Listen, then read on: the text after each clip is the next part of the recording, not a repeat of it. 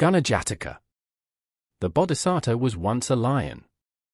One day, while out hunting, he pursued a deer that was eating grass on the muddy shore of a lake. Rabbits, deer, and other animals could walk over the thick mud, but the large and heavy lion sank in so deep he was trapped. He remained stuck for 7 days with no one who could help him passing by until a jackal out hunting saw him. The jackal ran off in fear, but the Bodhisattva called out to be saved and explained his situation. The jackal said he would not help because he would just get eaten once the Bodhisattva was free. But the Bodhisattva said he would not kill him and promised to reward the jackal if he got him out. So the jackal started digging. He removed mud from around all 4 legs and then walked under the Bodhisattva's body and pushed up with his head. The strength of the two working together freed the Bodhisattva. The Bodhisattva cleaned himself in the lake and then killed a buffalo to eat, sharing the flesh with the jackal.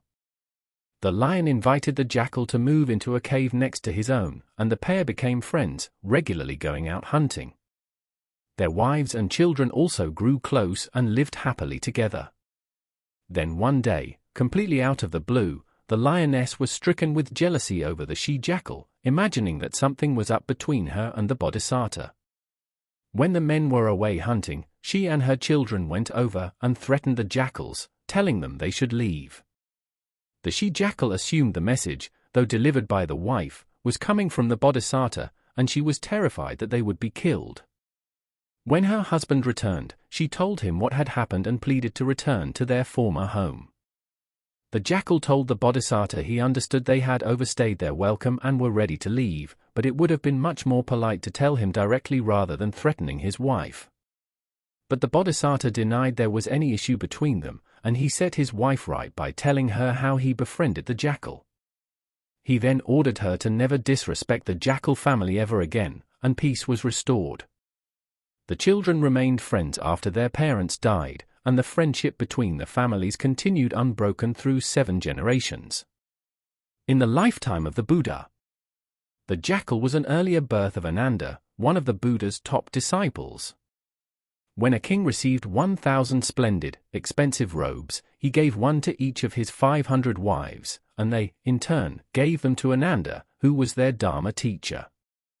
The next morning when they had breakfast, the king asked his wives why they were not wearing their beautiful new clothes. When they told him, the king figured Ananda was secretly making money by selling them, and he got angry, so he went to confront him. He asked Ananda why he took 500 robes when the Buddha's rules forbid his disciples from having more than 3. Ananda explained that though he accepted the gift, he did not keep it, instead he gave robes to other disciples who needed new ones. Then, to explain to the king that no offerings were wasted, he told what happened to old robes when disciples got new ones. First they were turned into cloaks, which were later sewn into shirts, which then became bed sheets, then mats, then towels, then finally the worn fabric was chopped up into bits and mixed into mortar for building houses. The king was pleased with what he learned and gave Ananda the other 500 robes.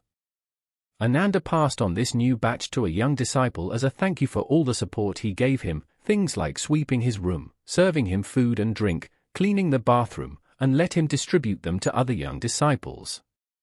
Some disciples asked the Buddha if it had been proper for Ananda to give such a large gift to someone inferior to him. The Buddha explained that Ananda's gift was acceptable because it was given out of gratitude, it was simply a matter of one good deed deserves another.